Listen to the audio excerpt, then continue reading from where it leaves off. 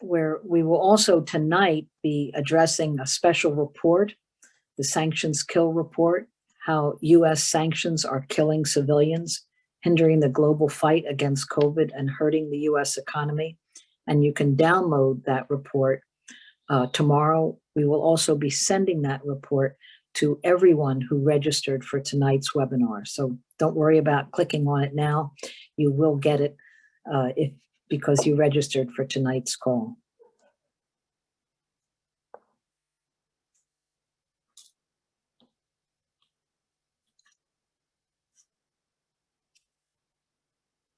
Also, while we're waiting, let me especially thank UNAC, the United National Anti-War Coalition, who is hosting tonight's webinar, and especially Joe Lombardo, who is doing our tech administration.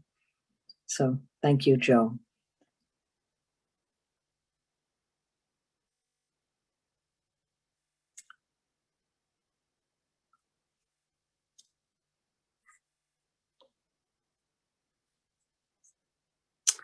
Okay, I think we're ready to go.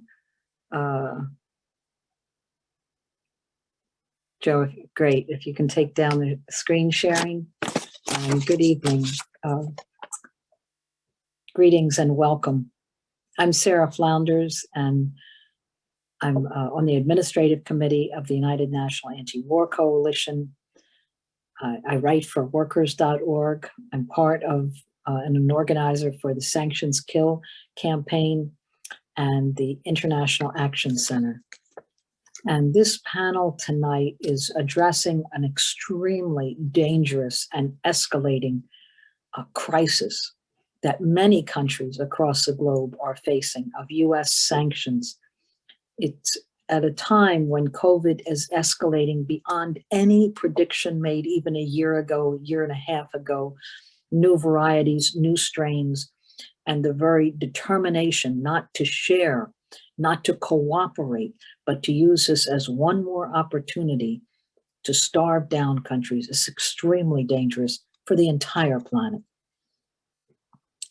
Now, the Sanctions Kill campaign, it's almost a 2-year-old campaign now. We came together nationally with international support to expose the most brutal, silent US war that is taking place against 39 countries already. It's a third of the world population. This is the biggest killer, the most brutal, deliberately targeting form of war, targeting the most vulnerable, the civilian populations, especially very young, very old, those who are immune compromised, those who need medicines that are now denied. Our campaign has used mass international sign-ons, statements and webinars with diplomats and representatives of sanctioned countries. We've gathered material, published reports, made fact sheets, produced an educational toolkit that can be used in classes, organizations you can share with your group, teaches you how to teach sanctions to others, how to explain the issues, has graphics, has fact sheets.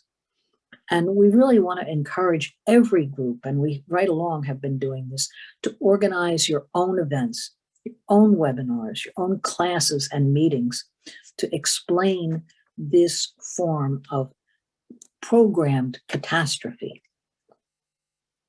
Now,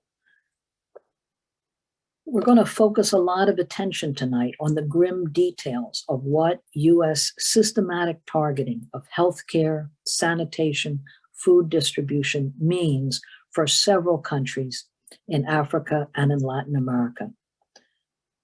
What it means, and when you see our material, what it means for the beleaguered and sanctioned Gaza, so absolutely surrounded, what it means for Zimbabwe and 15 African countries who are consciously creating dislocation and division.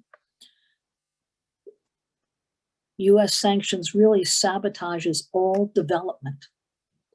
We're going to address what it means to the shortages of syringes in Cuba after they developed a vaccine that could be such a life-saving for so many countries, including Cuba, were unable to use it because during the pandemic, they couldn't get the syringes due to sanctions. And yet Cuba has sent more doctors than the World Health Organization throughout Africa.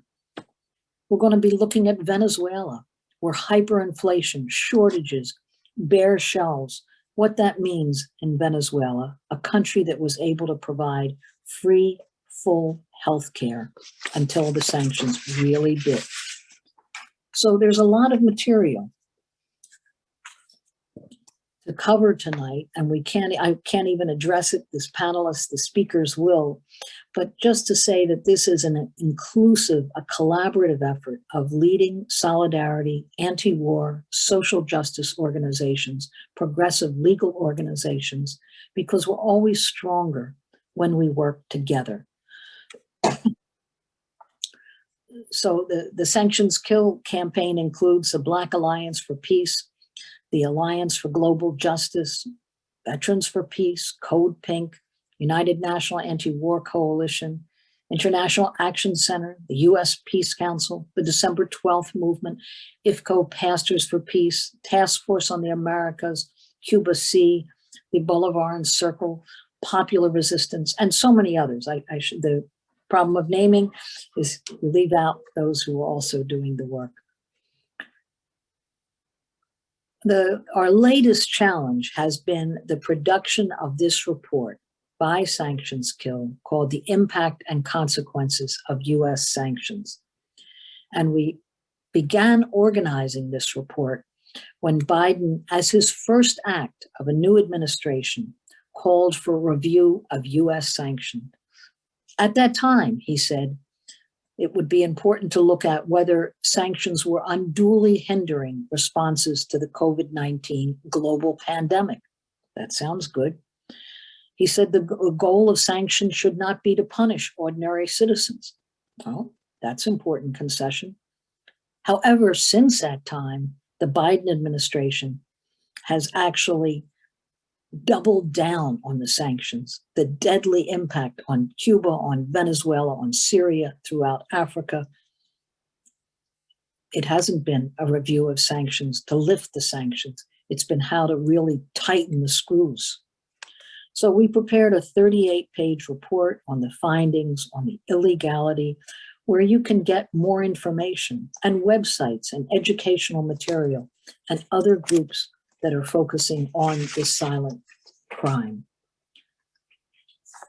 With that said, and there's just so much that will be available, but I want to say that the release date tomorrow of this report, everyone who is on tonight's program will be emailed this link. Everyone who registered for the Sanctions Kill webinar today will get this link. We're going to be posting it widely, and we urge you to use it, to download it, to share it with others, to sign on that you can help in this campaign. So tomorrow is a big day for us, as is tonight, in how do we spread the word on this report and get it out into as many hands. And want to especially thank 4 people who worked hard on this report for months, just sharpening it in every way. And that's Rick Sterling from the Task Force on the Americas and the Syria Solidarity, David Paul from the Embassy Protectors, John Philpott, who is an international lawyer from Canada who's worked on numerous human rights campaigns over many years, and Chuck Kaufman from the Alliance for Global Justice. So I'll come back and say more on this report, but let me open this panel today asking Asantewaa Nkrumah-Ture, who's always, as Asantewaa says, been in resistance and fighting and anti-imperialist organizations. She is with the Black Alliance for Peace and really is going to give us an overview of sanctions as an imperialist tool. So Asantewaa, please join us. Thank you. All right. Can everyone hear me and see me? Okay, very good. Sarah, can you hear me? Yes, I can. And by the way, let me just remind folks, if you're on Facebook, please do link to the Sanctions Kill page so that this part of the program can be live streamed and shared with others. So take it away, Asantewaa. Thank you, Sarah. Good evening and greetings to everyone, all of our comrades joining with us this evening around the world. My name is Asantewaa Nkrumah-Ture. My pronouns are she, her, hers, and I'm here today representing the Black Alliance for Peace. I live and organize in Philadelphia, Pennsylvania, also known as Lenape, Indigenous Peoples Land.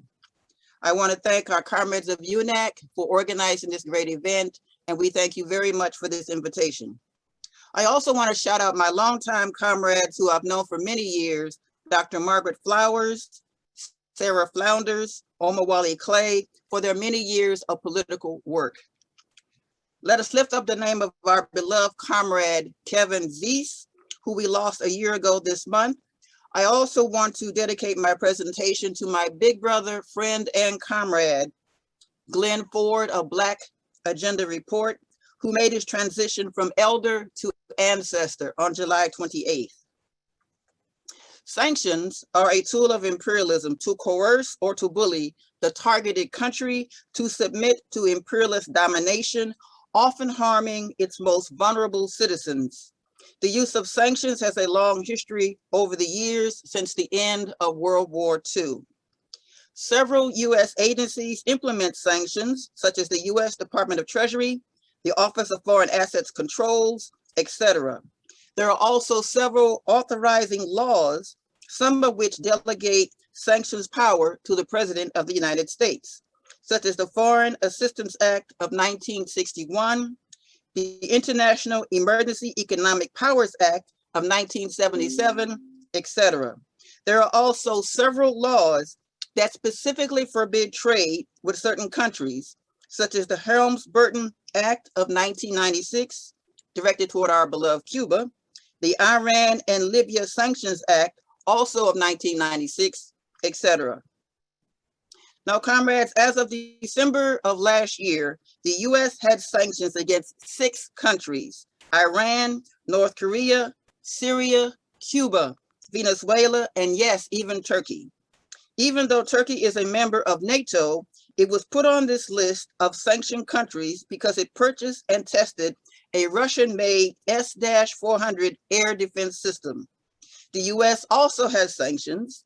The US also has the nerve to have sanctions against certain individuals in over 21 countries, including Belarus, Burundi, Iraq, Lebanon, Ukraine, Russia, Crimea, etc. Sanctions, as we can see, are very deliberate, very elaborate, and strategic, designed to cause the most harm to the most people. Now, I want to go quickly to my PowerPoint presentation. So give me just a moment here. Go to share screen. Okay, hold on a second. Share screen green, click presentation. Okay. Give me just a moment. Okay. For some reason, it won't come up. Just a moment. There we go. There we go. Here we go. Bear with me, everyone. It's coming up now. All right. There we go. Hope everyone can see that. Sanctions as a tool of imperialism. I want to go to the first slide. Okay. It's being a little slow. I do apologize. Okay. All right. Let me go back. Am I doing that or is someone else doing that? Okay, here we go. All right, our beloved Cuba. The US embargo against Cuba violates international law and breaches the United Nations Charter. It has affected Cuba's access to medical supplies, ventilators, and face masks, and has significantly slowed the country's mass vaccine rollout during the COVID-19 pandemic. The embargo against Cuba has cost the Cuban economy over $130 billion for the last 60 years. $130 billion for the last 60 years. Next one, Iran. Iran's economy has been hurting for several years due to sanctions, and it insists, and rightfully so, that the US must remove sanctions before the two countries can engage in good faith nuclear talks. According to several IMF reports, Iran last reported growth in 2017, when former President Trump withdrew from the 2015 nuclear agreement. In 2018, Iran's economy shrank, and it shrank 4.99% in 2020 in the midst of the worldwide pandemic. Oil production and exports were also hurt during this time. Asantewaa, excuse me. Going on now. Asantewaa? Yes. Actually, it didn't go into screen sharing. Can you hear me? This is Sara. It did not go into screen sharing. So only the list of your PowerPoint is up here, but it's not actually going into any of these screens. It didn't open in PowerPoint.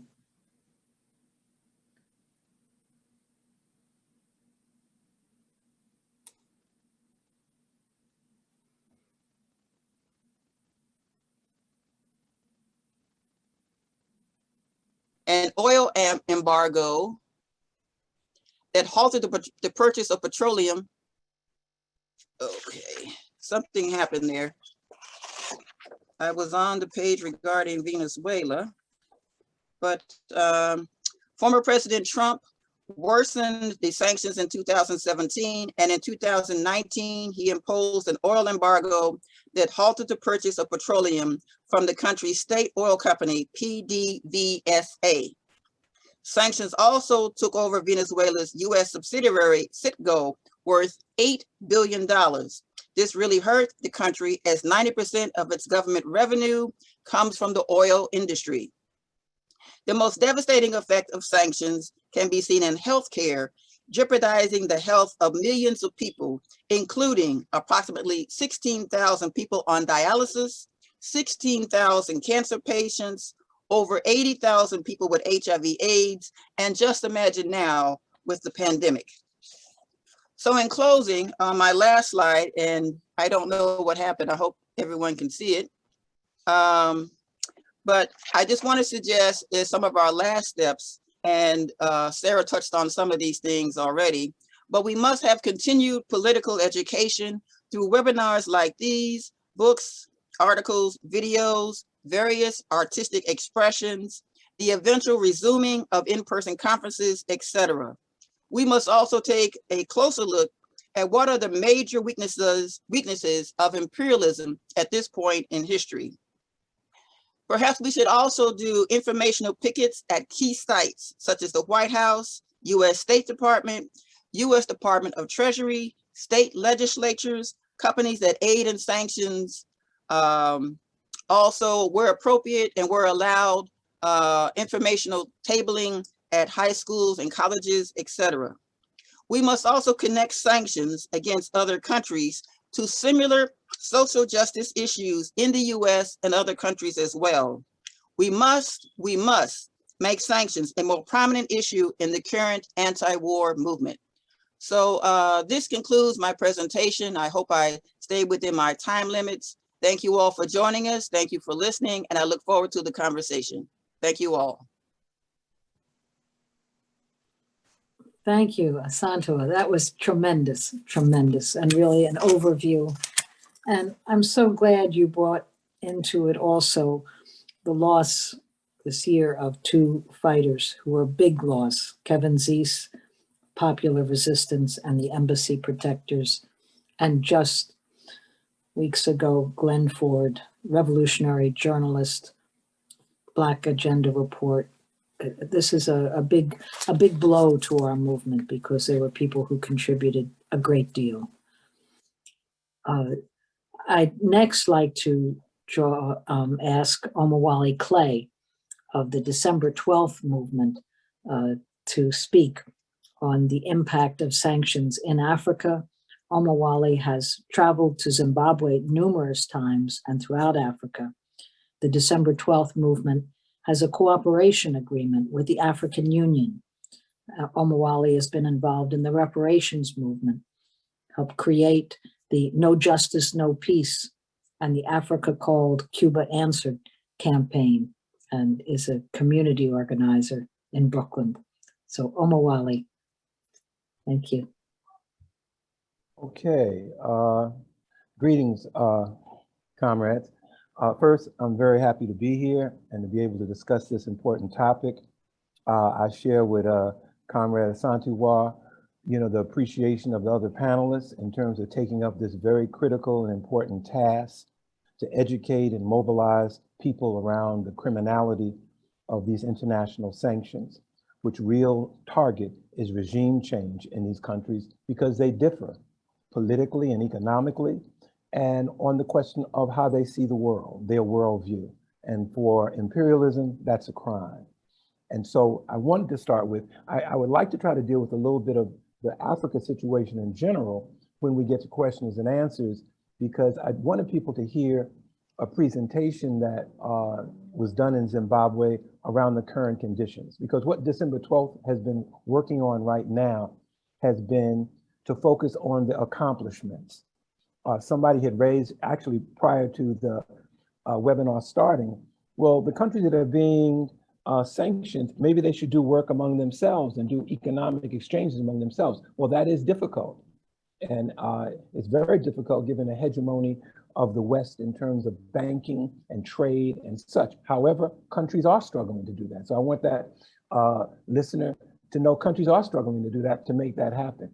And for a country like Zimbabwe, many people have heard many things about Zimbabwe, having participated in supporting the liberation struggle in Zimbabwe before their independence and after their independence, and through their transition from their first president to their new second president and their second republic. I wanted to play this short piece because right through here, our position is these countries that are battling sanctions, on the other hand, are doing tremendous things in terms of pushing their country and their development forward.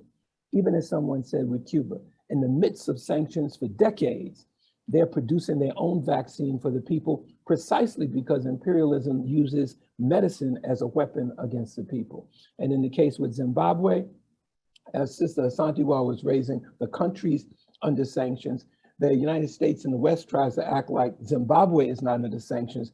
They've used targeted sanctions toward particular people. But the reality is those people and those companies and the impact as in terms of denying certain fundamental things in medicine, agricultural products and stuff, really is an attack on the people themselves.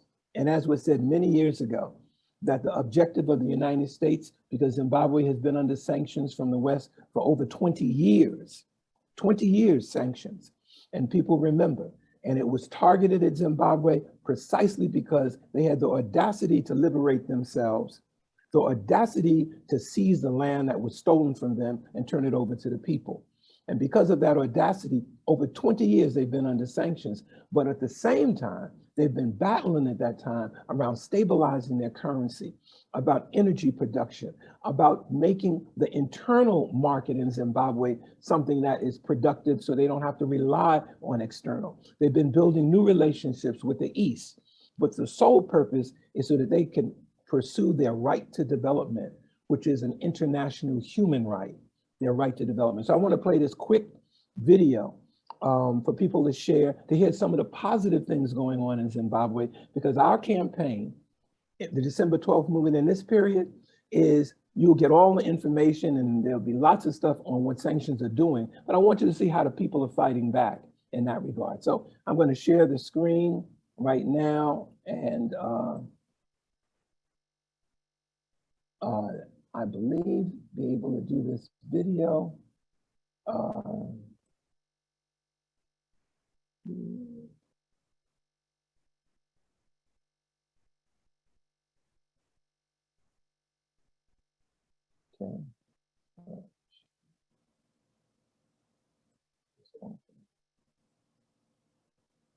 I think I'm sharing the screen now.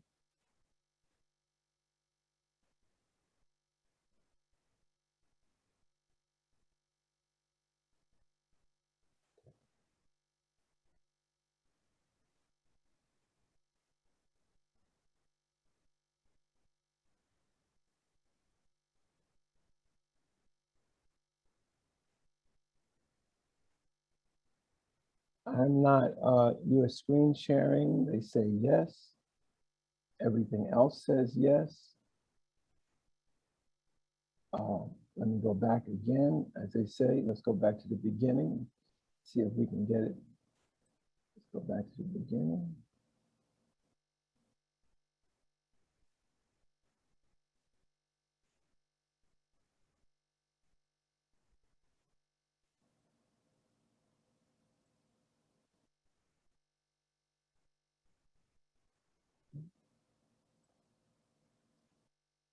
Okay.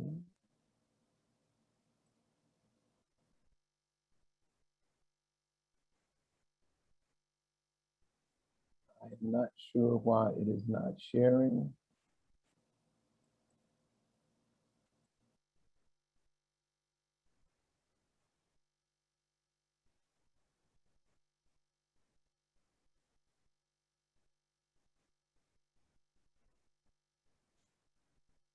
A few years There ago, we go. our industries went into intensive care. Drive around some industrial areas today and you will see old and rusty factories. These are just memories of what used to be. It's time to rebuild our industries. But we should not dream of rebuilding old models. Times have changed. Technology is evolving. It's time for us to take a fresh look at what a Zimbabwean industry should look like. But first, what is the state of industry today? Let's take a look.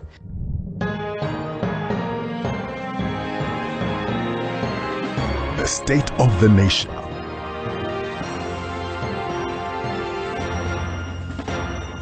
A few years ago, industry was in free fall. Capacity utilization was very low.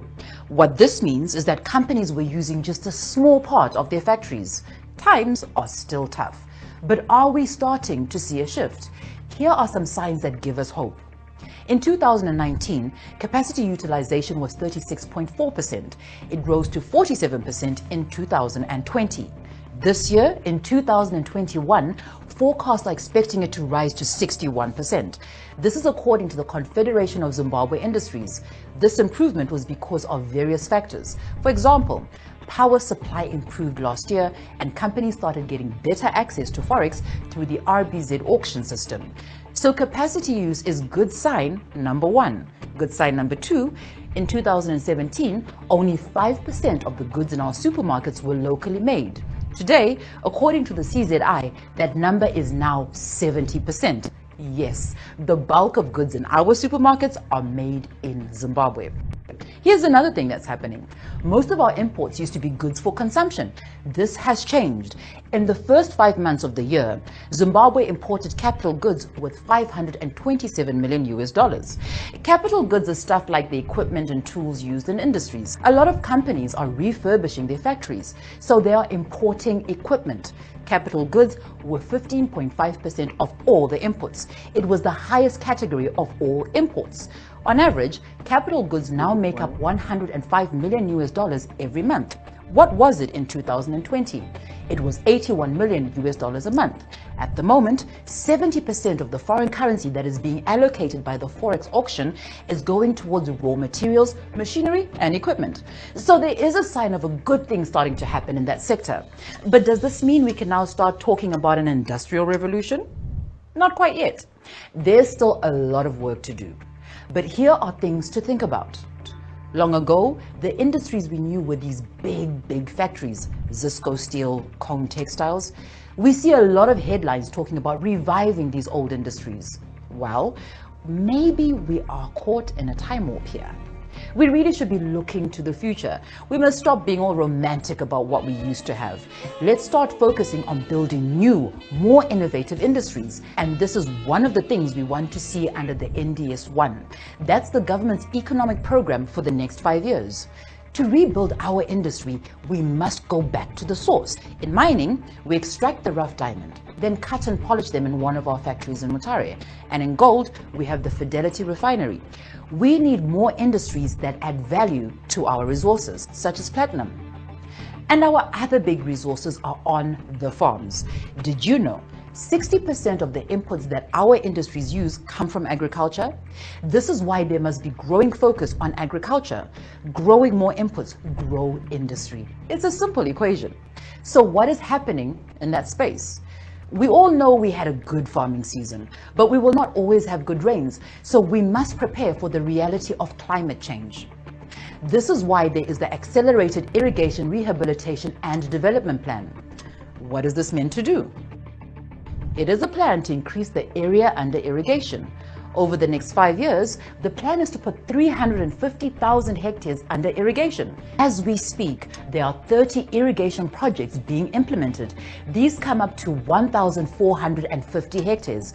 There are 10 projects covering 581 hectares that are waiting commissioning. And yes, if you've been out on the farms, you have seen that we have more and more center pivots out there. Some of these are part of a plan to install 34 new pivots in this year.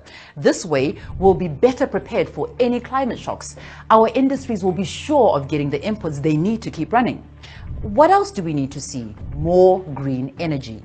The power shortages we saw in previous years decimated our factories. Lessons have been learned. There's a lot more investment now in solar power. We need more and bigger investment in this area. We want the government to give incentives to manufacturers that invest in solar. What about working capital? Here's a figure we got from the Finance Minister's recent midterm budget review. Of the total amount of loans given out to banks, 84.75% went to the productive sector. This is a good thing, but of the loans that went to the productive sector, 31% went to agriculture. Just 11% went directly to the manufacturers. There must be better access to capital for industries. What about small businesses? This must be the era of the small manufacturer. It's no longer about those big industries alone. Local small manufacturers are making a big difference around the world. Here in Zimbabwe, we are seeing many small players making great innovations. Who knew we would be buying chips made from bananas from the Eastern Highlands? But this is happening. They need our support. We want to see venture capital coming in to support entrepreneurs who have great ideas, but not enough capital to make those dreams come true. The potential is showing. What about our workers? Salaries. As industry continues along the recovery path and companies post better results, those who work day in and day out to make this possible should also receive salaries more reflective of their efforts. Some of our industries are buzzing again. Capacity utilization is going up. Investment in green energy is growing. We have more local goods on the shop shelves than we did 4 years ago. But we can do more. We can rebuild our industry and build it better than we did before. Like, share, comment, and subscribe.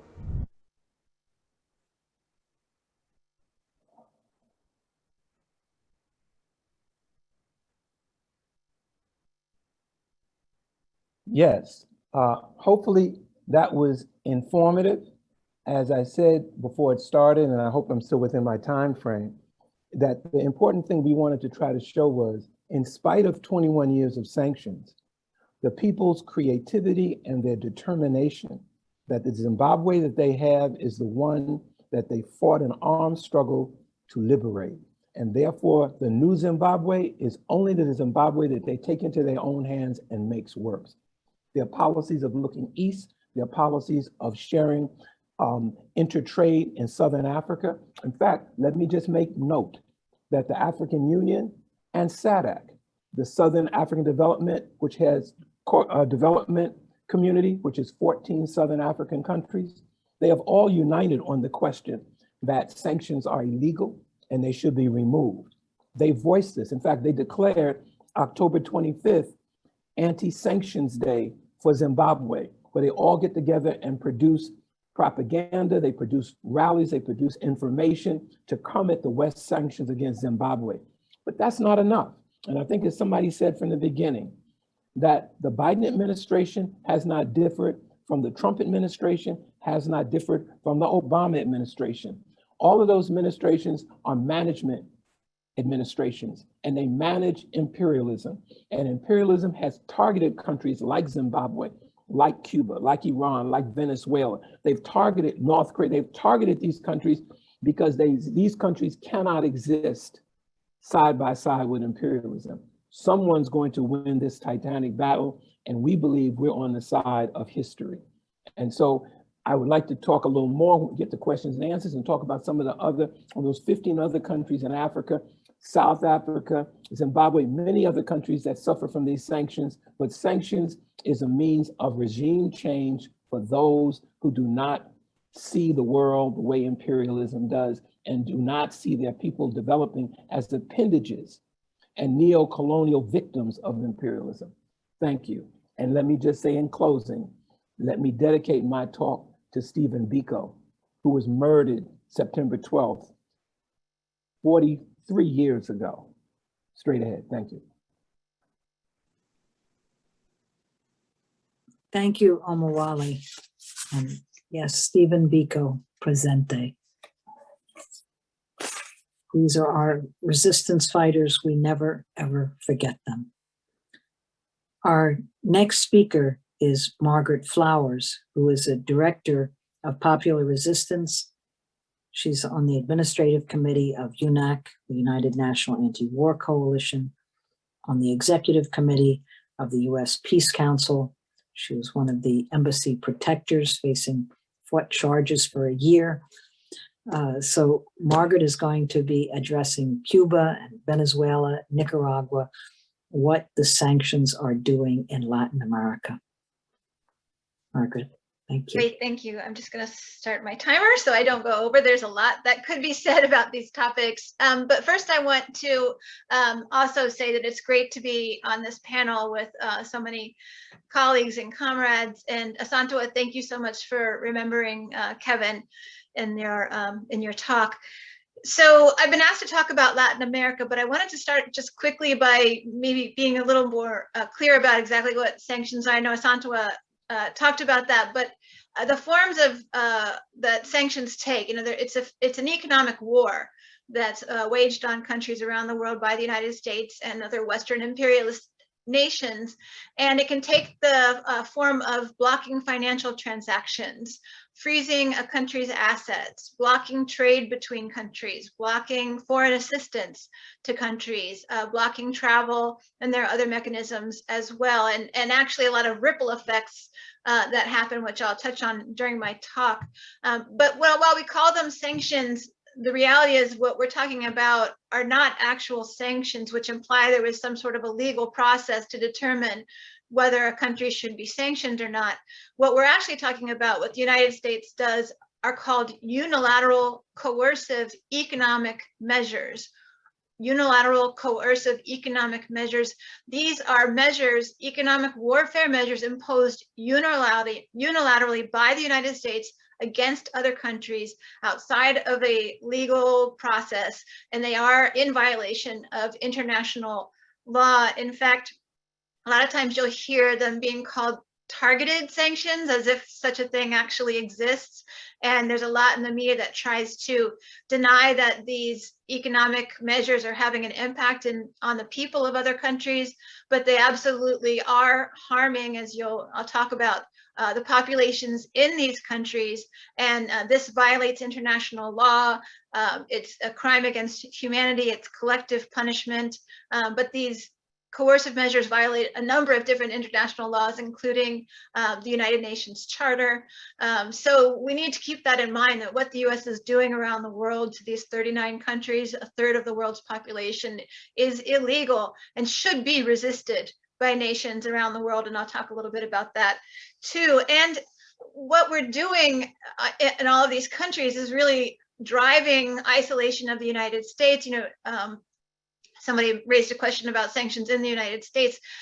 what the U.S. is doing has an impact on us here in the U.S. It's isolating us, and it's driving closer relationships of these countries with many other countries, some that are considered, our enemies. So looking at, China, Iran, Russia, it's actually, we're not achieving whatever aims it is that the United States has, and we're actually isolating ourselves and cementing stronger relationships with other countries in that region that the U.S. considers to be, its backyard. And then I'm sure that you all know this, but I'd just like to reiterate it, that basically the vast majority of what you hear and read in the corporate media about these countries in Latin America is false, just flat out and out lies. So do question, what you're hearing about, what's happening in these countries when you see things happening. So let me talk a little bit about Cuba and Nicaragua, and then I'll get into more detail on Venezuela. But as you know, the sanctions against Cuba have been going on now for more than 60 years. This economic blockade against this, small island nation. They take the form of control of trade with Cuba, suspension of foreign aid to Cuba and technical assistance, frozen assets, blacklisting companies that do any types of transactions or business with Cuba. Those are some of the forms of economic measures that the United States has taken against Cuba. And under the Trump administration, Trump imposed 243 new economic coercive measures against Cuba, 243.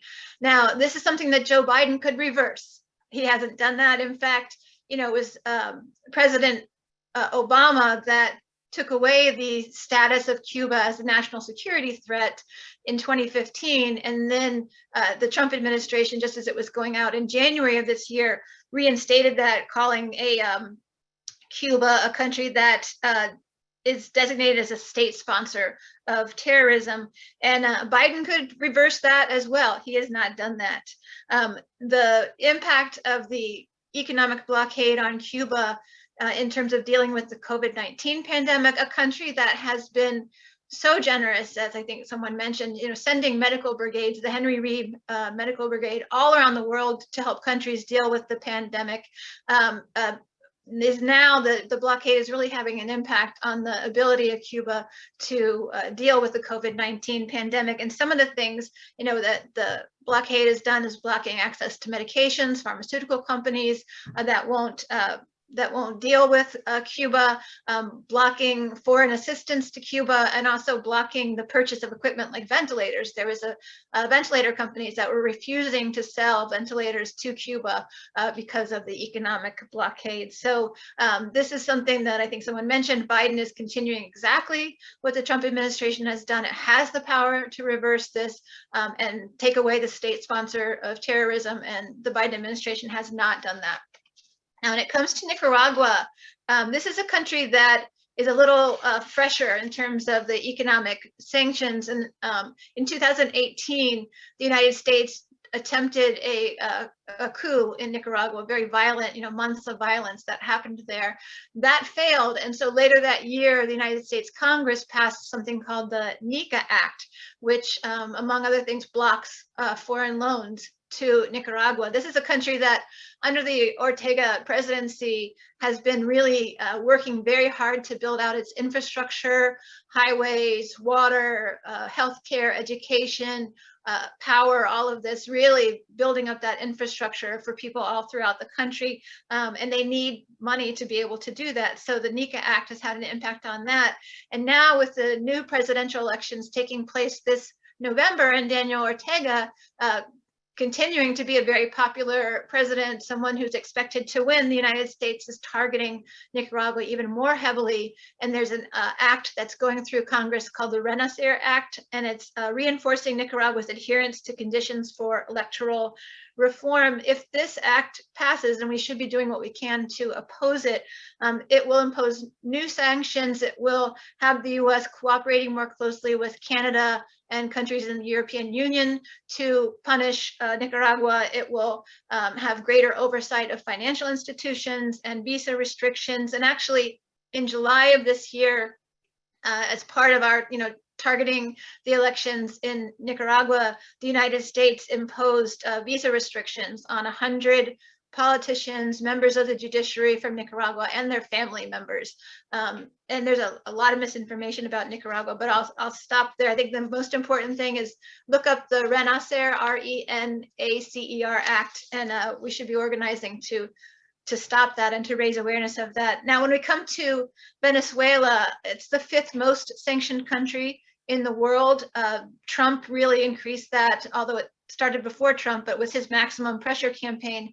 In 2015, it was President Obama that designated Venezuela as a national security threat. There was no reason to do that, but this is what the US does to open the door to be able to do more economic aggression, warfare against these countries.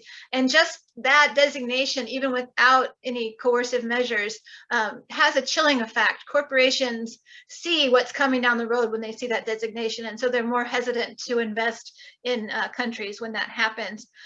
Trump issued a number of executive orders, putting more and more economic pressure on Venezuela, as well as military aggression and other things. But I think it was another huge one was just recognizing this person, this clown, Juan Guaido, as the president of Venezuela in 2019. The US then went to turn over a lot of Venezuela's assets to Juan Guaido. That was another form of economic warfare. Just some examples, recent examples of what the US has been doing to Venezuela. In March of 2020, Citibank in the US refused to give Venezuela $342 million. That was Venezuela's money being held in Citibank, just flat out refused to give that to Venezuela at the beginning of the pandemic, when Venezuela wanted to use that to make sure it could purchase food and medicines and other necessities.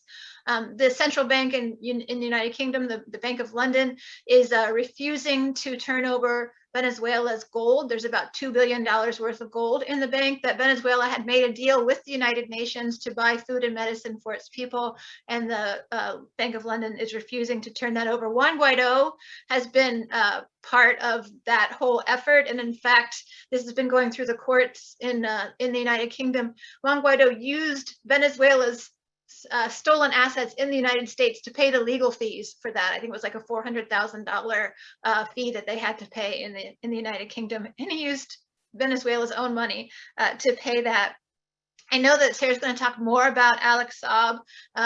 Sara Flounders was part of a delegation that went to Cabo Verde to meet with Alex Saab, but he's a Venezuelan diplomat who was trying to buy food and medicine for Venezuela, and now is being held in Cabo Verde. I don't want to go into that too much because Sara will. Also, the COVAX program, which is a program that was set up through, I think, the United Nations, World Health Organization, to provide vaccines to lower income countries. And Venezuela was trying to make its payments despite this economic war and the harm that it's caused to Venezuela, trying to make those payments, and the Swiss bank UBS refused to process those payments so that Venezuela could buy vaccines through the COVAX program. There's also hundreds of cancer patients from Venezuela that were sent abroad to get specific treatment. Venezuela has a universal public health care system. They sent people to places where they could get treatment they couldn't get in Venezuela, and now those people are stranded in countries where they also can't get the treatment because Venezuela can't pay for it. And there are many others inside of Venezuela who would need to go abroad to get treatment who can't do that. There's a number of UN experts recently who called out the fact that these patients are being stranded. The Center for Economic and Policy Research, oh shoot, my time is up. Just really quickly, had a study looking at 1 year period, 2017 to 2018, estimated 40,000 people died in part due to the economic war against Venezuela. So it's just as deadly as military warfare. It's just we don't see the deaths as obviously. There's tremendous resistance in Venezuela. They're going through the International Criminal Court, filing reports showing the damage that's being done. The most recent report in August really focused on children and children not being able to get vaccines or get adequate food. There is a UN human rights expert who traveled to Venezuela who's issuing a report soon, Alina Duhan, so watch for that. Venezuela's been getting help from Russia, Iran, and China. Iran that was willing to defy US military and deliver tankers of oil and supplies to Venezuela. And then Venezuela is part of this group of friends in defense of the United Nations Charter, which is countries coming together through the UN to make sure that those laws are upheld. And so as I said, the unilateral coercive economic measures violate them. And then just finally, there is a toolkit Sarah mentioned on the Sanctions Kill website. It gives the basics of what sanctions are, but it also talks about how they impact us in the United States. Someone asked questions about sanctions kind of within the US. And yes, there are many ways that this hurts us here, but it's the same ideology, the same mindset of a country that is willing to kill and punish collectively people in other countries through these economic warfare measures. Really very similar things are happening to us here in the United States. So we all need to come together throughout the US and internationally to fight against this illegal economic war. And I'll stop there. Thanks. Thank you so much, Margaret. Each of these talks, and by the way, we're on time, which is always a good sign, but they really show enormous creativity and resistance on part of every one of the sanctioned countries to grapple with and revise their economy and find what trade they can and develop urban agriculture and technological workarounds. There is a determination for countries to be independent, to be sovereign, to not allow this US strangulation that is taking place. I thought the developments in Zimbabwe are very exciting. I do want to say we're going to produce this all on YouTube in a more finished form. So Asantewa's slides will be available on there. You know, we're doing this as a grassroots campaign and putting together better and better material, both what we're putting together today and all of this material will be even more available. Just to also say, because we want to both show the extent of the US crime, which has been denounced again and again in the United Nations General Assembly by whole lists of countries, the overwhelming majority of the countries of the world have denounced the sanctions. That hasn't stopped the US government. But the question is, and I want to raise the Alex Saab case as an example of just how far is the US government willing to go in its lawlessness and in its criminal enforcement of sanctions. Because as countries begin to give assistance to each other and arrange trade deals directly with each other outside of US control, there's a new way of cracking down. Now, Alex Saab was a Venezuelan diplomat traveling, never been to the US, had no business dealings here, traveling between Venezuela and Iran to arrange essential supplies of medicine for the people of Venezuela. His plane stopped for refueling, was pushed to Cabo Verde, a very tiny, isolated island nation off the coast of West Africa. And when it put down, without an arrest warrant that was legal, without papers that were legal, Alex Saab was taken off the plane and has been held for over a year as a captive. Was tortured by US officials, held in complete solitary confinement under horrendous conditions, and as pressure mounted, finally put under a solitary house arrest.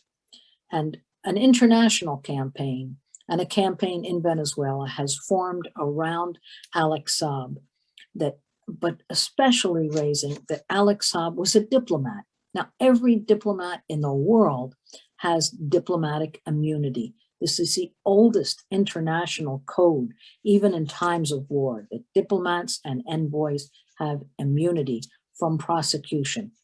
This way predates the UN. It goes back hundreds, thousands of years, but it's still true today. Diplomats have immunity. So to kidnap, hold, torture, and push to bring to the US that Alex Saab be extradited to the US and into US control for further horrendous treatment is really criminal of a new level. There are hundreds of diplomats from sanctioned countries who are traveling representing their country to other countries trying to make arrangements as best they can, or coming here to the United Nations for the high-level General Assembly meeting when there are hundreds and hundreds of diplomats in New York. Are they vulnerable to arrest, to being kidnapped off the streets of New York or another city or in another country? So this latest act by the United States shows that they want to use every measure they can. It's very important also that Margaret raised the COVAX plan, which was to provide vaccines around the world. But sanctioned countries can't get the very medicines that they were promised and are due to them under the COVAX international program. So, by the way, since we started planning this, and I'll end on this note, a new, really grievous kind of sanction has come to light, and that is the sanctions on Afghanistan. Now, sanctions have been on Afghanistan for almost 20 years, but the US was pouring in so many billions of dollars of military equipment and contractors and payoffs and bribery money, and NATO countries with their troops and other contractors. Literally plane loads of cash would come into Afghanistan and into the pockets of these war profiteers. At the same time, the former president of Afghanistan, Ghani, who fled with a whole plane load of money, said that 90% of the population of Afghanistan lived below the poverty line and on the brink of starvation. That was true under US occupation, really horrendous conditions.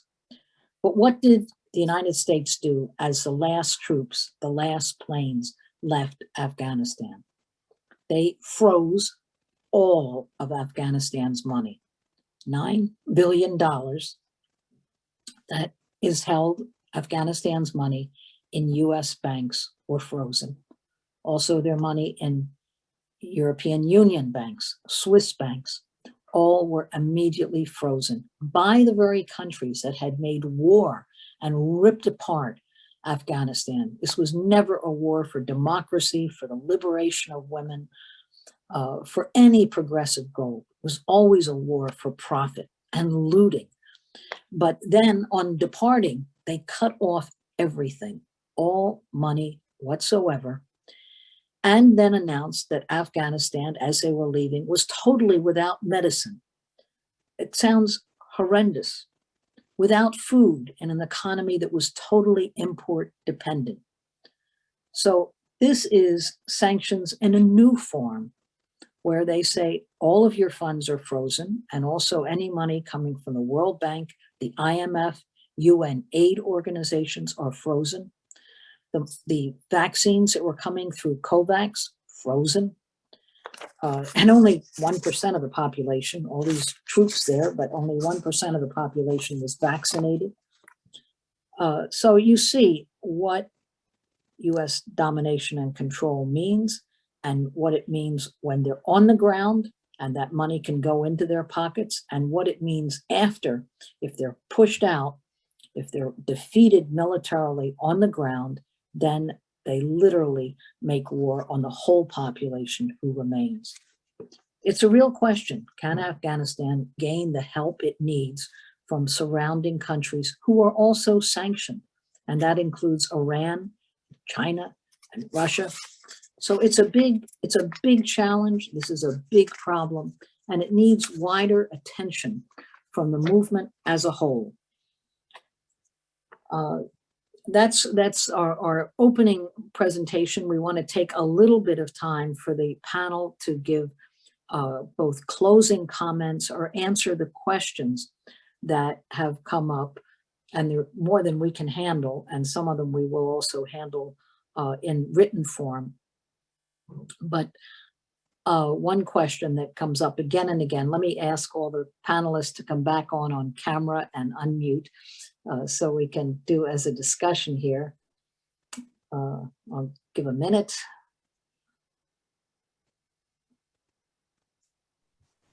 And as I say, all this material will be available What's the question? on the Sanctions Kill site.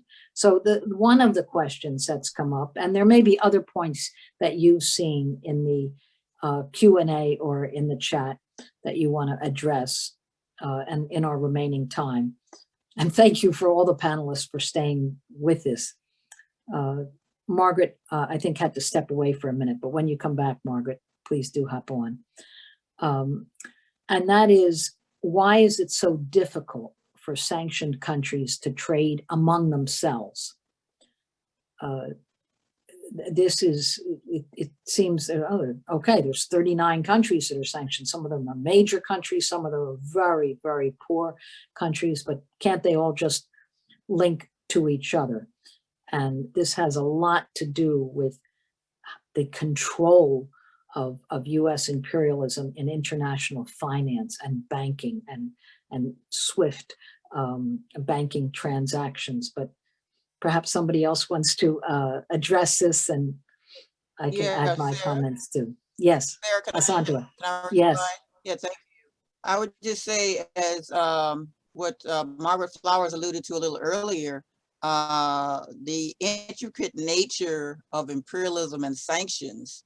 The US will freeze your assets in a bank in another country, or it will freeze the assets of certain individuals who are officials of your government. It will put sanctions on a second or third country if they do certain type of business with the targeted country, et cetera, et cetera. We have all these international bodies, all these international laws that the United States does not abide by, and it's deliberate. So countries are doing the best they can to kind of get around these sanctions, these other things that the US does. I think if any of our other panelists can also address similar things that imperialism does, such as this thing about humanitarian intervention, no-fly zones, and responsibility to protect. We need to also know what these things mean and how they serve the interests of imperialism as well. Great points. Let me ask Omowale if he would like to address part of this. And you have to unmute. Yeah, what I was going to say was, absolutely, I agree with my sister, and that, not only the countries that are sanctions, but countries that want to do business with those countries that are sanctions, as was stated, get punished. If you, it kind of reminds you of what's happening in Texas, right? If you drive a woman to get an abortion, you'll be prosecuted. There's ripple effect. However, there's new business in the world. The Chinese are playing a very significant role in Africa. The major investors in Africa right now. And, the December 12th movement certainly takes the position that the struggle is for self-determination and your right to development. And the most important thing is your internal markets, to be able to be in control of your internal markets, which lowers the question of you being subject to these kinds of sanctions. But I will say the Chinese and Indonesia, the East has offered different opportunities for development. And so, like on the question of vaccines, and I want to make this point about vaccines, that you see the horrendous nature of what's happening with vaccines in the West. However, people are trying to figure out, why is Africa not so much the same kind of victim of the COVID-19 as the rest of the world? And one of the reasons is because Africa has been victims to a number of pandemics in the past. They're probably better prepared, at least in terms of structure and organization-wise and population-wise, to deal with pandemics. But also the question is that the governments there have taken the lead in terms of minimizing that in their relationships with China and Russia in terms of the vaccines. I know with Zimbabwe, they're not just asking for gifts, they're prepared to buy vaccines. But this is one of the things around sanctions. The West has the formula for these vaccines. They hold on to it as private property. There are many countries that could produce the vaccines. The United States won't give them that information. But now there's China and Russia who we're providing these vaccines in that sense. So that's positive. So this is going on. I know in Southern Africa, it's very difficult for Cuba. I mean, for Cuba, it's a very difficult because it's an island, in that sense. And that makes trade always a very difficult question. In Zimbabwe, the African Union and SADC have surrounded Zimbabwe to say sanctions are illegal and they're dealing with how to overcome them. And that's very important. But that's all I just want to say right now, Somebody had posed the question, Sarah, in the questions I was looking at, they were saying, what are the sources of, I know because I talked about development, they said, well, how are the sanctions affecting Zimbabwe? And I was saying, well, they're affecting them because all of the things that Asantewaa said and you said, and Margaret said, all of those things, I just didn't want to repeat them, but finance, medicine, agricultural, trade, all of those things are the things that they squeeze around your neck. But the question of, I think one was, what is the water source for irrigation? Over the last 3 years, Zimbabwe has bored over 680 bore sites where they're drilling for natural water, underground water for the irrigation.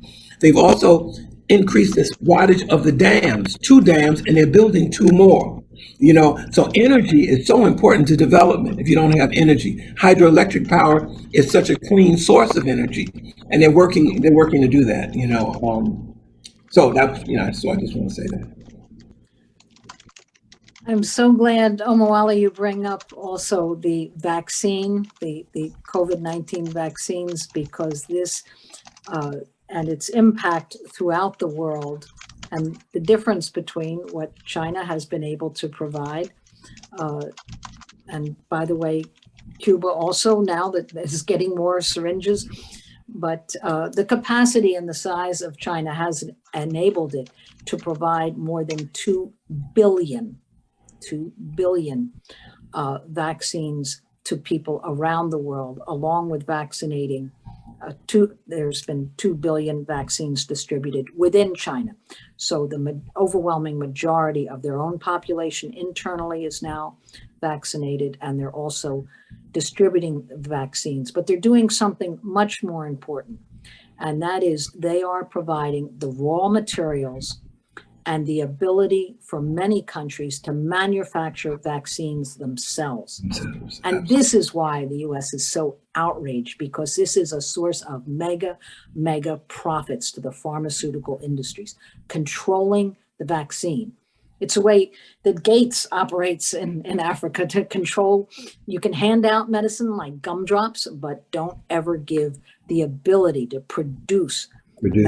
So China said this is the difference between handing out fish and teaching people to fish.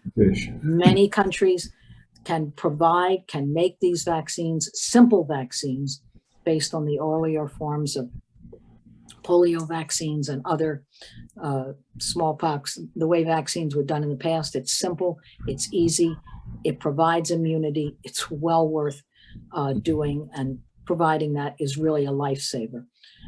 And desperately needed. It's not solved tomorrow because it does still take time. It takes technicians, it takes administration.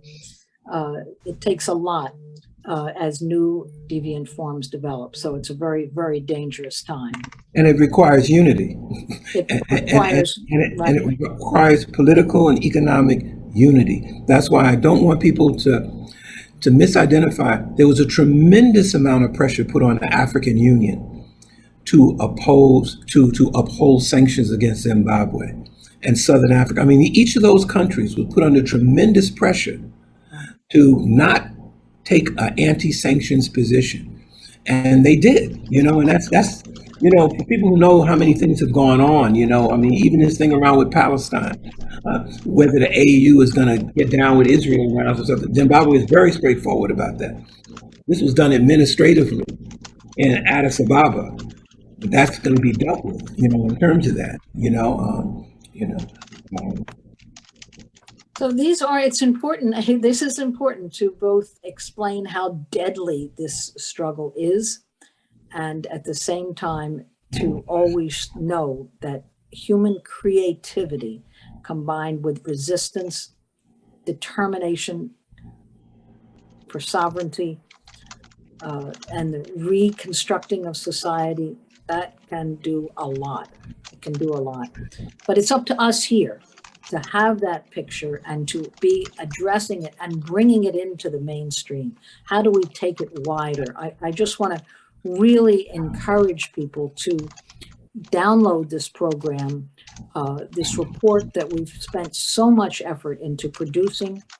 We're getting it out from Congress to every member of the United Nations. It's going to be translated into a number of languages: Spanish, Arabic, Chinese, Portuguese, so on. Very important that it be translated and produced widely, distributed widely, and used as a resource. If you're doing a program on sanctions, utilize this little booklet. You can download it, print it out yourself. Again, this is rather than handing out fish, teaching people to fish, you can produce this material yourself, and you should. Yeah, and I want to say, I wanted to make note too, that I want to give props to Workers World for taking the leadership in pulling this whole motion of the Sanctions Kill campaign together, because it's brought together so many different people with sometimes we've been educating ourselves with each other, and I think that's created that kind of situation for the more we know, the more we can educate people with, the more we can organize people around, in that regard. Black Alliance for Peace, their practice, is right out there. You know what I mean? In terms of what they've been struggling to do. Margaret, in terms of the information that's produced. So the Sanctions Kill campaign has created that kind of center. And it's so important for people to understand the sanctions, the economic sanctions, are the alternative to actually armed intervention. They're like twins, they're twins. And because it's so dangerous around armed intervention, don't think that that's not on the burner. They're plotting on the burner. They still would like to invade Cuba. They like to, you saw what they did in Venezuela. Literally, they had troops on the border waiting to go in and take power if they could have. And that's what's happening around with these sanctions, North Korea. These military exercises, so the sanctions are a weapon that they're trying to strangle and make the economy scream to make the people cry out for regime change. But if those countries continue to do their politicalization of their people, serve the people will deal with difficulties once they know it's in their long-term interest to deal with that, and that's very important. Very similarly, I said, this Saturday at the UN, December 12th movement is organizing a rally in support of Zimbabwe and in support of the progress that Zimbabwe is making under the most difficult circumstances. And Cuba and Venezuela, all these countries are such examples of that. But a lot of people don't know Zimbabwe's been under sanctions for 21 years. They've been under sanctions. And so the opposition is organizing a rally. And you know what their struggle and rally is? If the diaspora can't vote, there shouldn't be elections in Zimbabwe. Zimbabwe is a country that when Britain was kicking people out with COVID-19, Zimbabwe said, come home. Come home. Even though these people are coming from countries where the pandemic is going like bananas, they're saying, come home. These people who have no intentions of going back to Zimbabwe are here talking about their right to vote in a country where Black people are being denied the right to vote every day.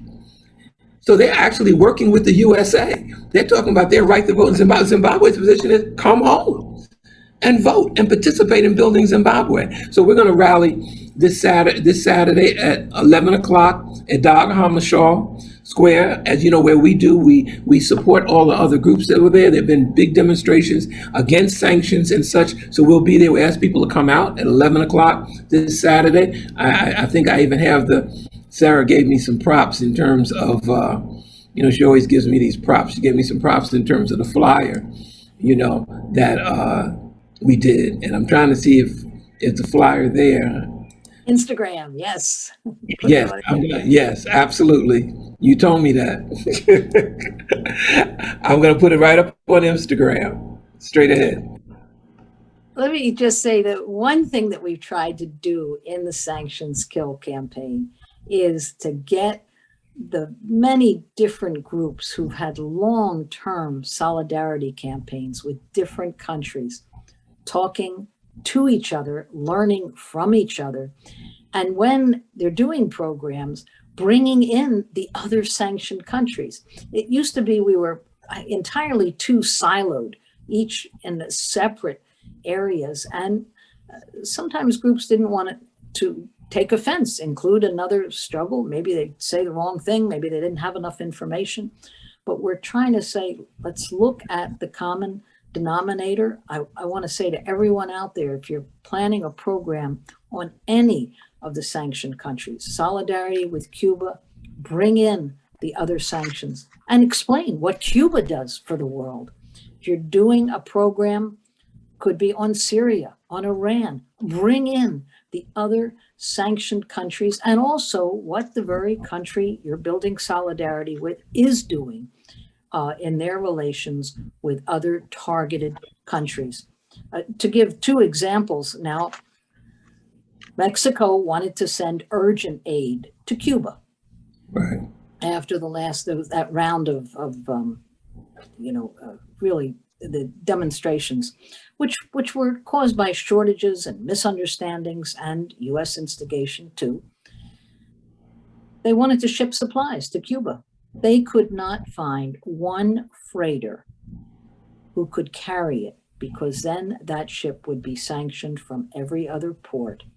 They had to send a Mexican Navy freighter just to deliver some supplies.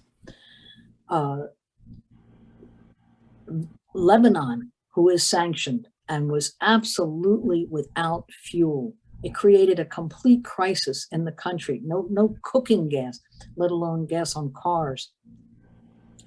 Iran is sending a freighter of fuel to ports in Lebanon. It's made a huge difference. So the countries themselves are finding more and more ways to link to each other during urgent times, to send supplies when they're needed, urgently needed. They can't fill that huge, what the dislocation, the hyperinflation that the US is able to create, but they can at least help each other to survive. And it shows the power, which we need to learn from, of solidarity.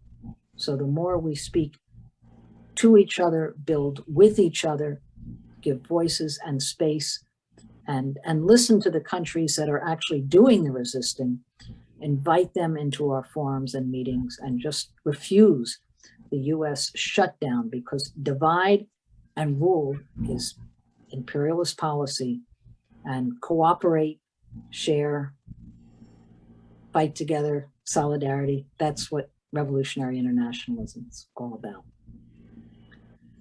We're going to close unless Asantewaa, and I know Margaret said that she might have to step away. So unless she has come back, and we'll give her the last word. Or Asantewaa? Yes, first of all, again, thanks to all of the over 100 people that joined us for this important discussion, and thanks to my comrades on this panel. I'm very sorry that we didn't get a chance to get through all the questions and comments in the Q&A box and in the chat box, but I would just say real quickly that we do need to take a closer look at what is meant by human rights. What definition are we using? How is it applied, and in whose interests? Because as I said before, we need to have some additional conversation about humanitarian intervention, quote unquote, no-fly zones, responsibility to protect, etc., because those are also imperialist buzzwords used to get an emotional response from the public, with the public not always knowing what the politics are behind those words and what they really mean. So that's something that we need to continue to do. Someone here asked about sanctioned countries having a united front. Great idea, but as some of us have alluded to, the interconnected nature of how U.S. imperialism, reaches out across the world. Again, a country may have its assets in a bank in another country, and U.S. puts pressure on that country to continue to freeze those assets. or put pressure on a company in another country altogether not to do business with, say, Venezuela or Cuba or anywhere else. Now, some countries do manage to show their solidarity, their principled solidarity, but it's a really, really difficult thing to do. And we, as anti-imperialists and those of us here in the belly of this beast, you know, we need to look at how we can improve our organizing and improve our outreach, improve our political education, so we share more and more of this information and these ideas. Straight ahead. And be prepared to some politicians, even some of our family members who may not agree with us, but we know we're on the right side because we're on the right side of justice and we're on the right side of history. And that's another kind of struggle as well. Straight ahead. Yes, it is. So thank you all. For everyone watching, I encourage you to really download this report. Send us word who you can share it with. And that could be your class if you're a teacher. It could be a library. It could be to politicians you want to impact. As I say, we do have a whole plan to get it out, Washington and at the United Nations. But if you can help particularly on that, let us know. This is something we can't do alone. It takes a lot of different people thinking collectively. If you have a program where you could air this, and as I say, we'll clean it up and edit it a little bit on YouTube, please also let us know. I think that the report that we've produced will be extremely helpful. We've produced other materials, teaching kits in the past, international petitions that are translated into, I think, 15 different languages. So there's a lot that's been done, but there's a lot more we could do with more help. So send in those ideas. We're going to try to capture a lot of what was in the chat and the Q&A so that the ideas that have been put forth we can really utilize. And thank you all for being here. Let's keep connecting. Let's keep building, and let's stand up to this brutal form of warfare that just is strangling so many people. Thank you. Straight ahead. Straight ahead. Straight ahead. Thanks, Joe. And thank you again to Joe Lombardo of United Nations Anti-War Coalition. Talk to you, Asantewaa. All right.